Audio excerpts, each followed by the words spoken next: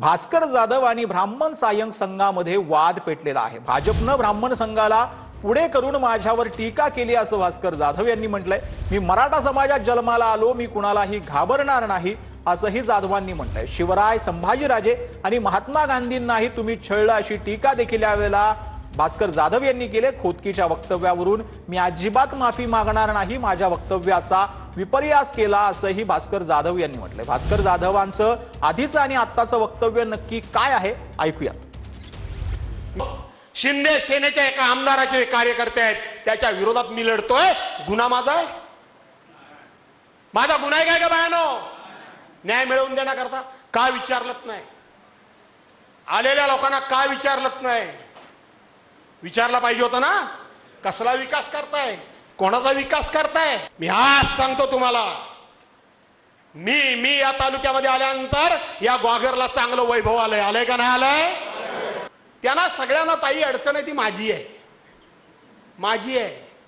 कारण इथली सगळी खोतकी, इतका लेखणीचा दहशतवाद अण्णा तुम्ही बघितलेला, लोकांच्या विरोधात पत्रव्यवहार करून कसं लोकांना छळायचं, ते संपवण्याचं काम जर कुणी केलं असेल तर ते भास्कर जाधवनी केलं, हे सर्वांना नडतंय।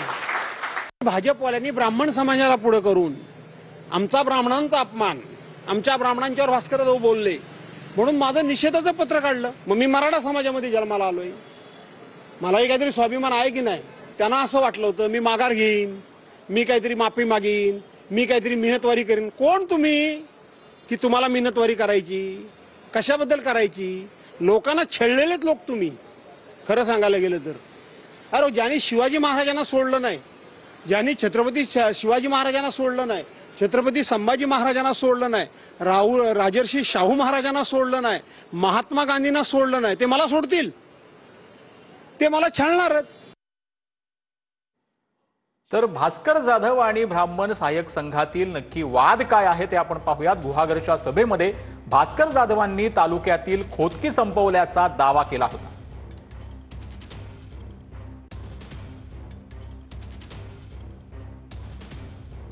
तर खोतकी संपवल्याच्या वक्तव्यावरून ब्राह्मण समाज आक्रमक झाला। कोकणातील खोतकी म्हणजे ब्राह्मण समाजातील गावातील प्रमुख माणूस असतो, ज्याच्या सल्ल्यानं गाव चालतं। ब्राह्मण सहाय्यक संघानं भास्कर जाधवांना पत्र लिहित टीका केली।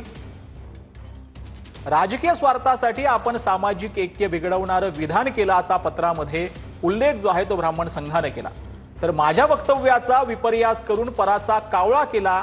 ब्राह्मण सहाय्यक संघाचे अध्यक्ष घनश्याम जोशींवरती जाधवांनी पत्रातून ही टीका केली। तर हे पत्र कुठल्या अनाजी पंतांनी लिहून घेतलं असं म्हणत भाजपच्या विनय नातूंवरही जाधवांनी जी आहे ती टीका केली। तर भास्कर जाधवांनी कितीही समोर येऊन द्या, त्यांना एकटा बास असं व्हॉट्सअप स्टेटस ठेवलं होतं। जाधवांचे कार्यकर्ते शिंदेच्या सैनेत गेल्यानंतर जाधवांनी घेतलेल्या मेळाव्यामध्ये खोतकीचं वक्तव्य केलेलं होतं आणि त्यानंतर हा वाद जो आहे तो उभाळलेला होता।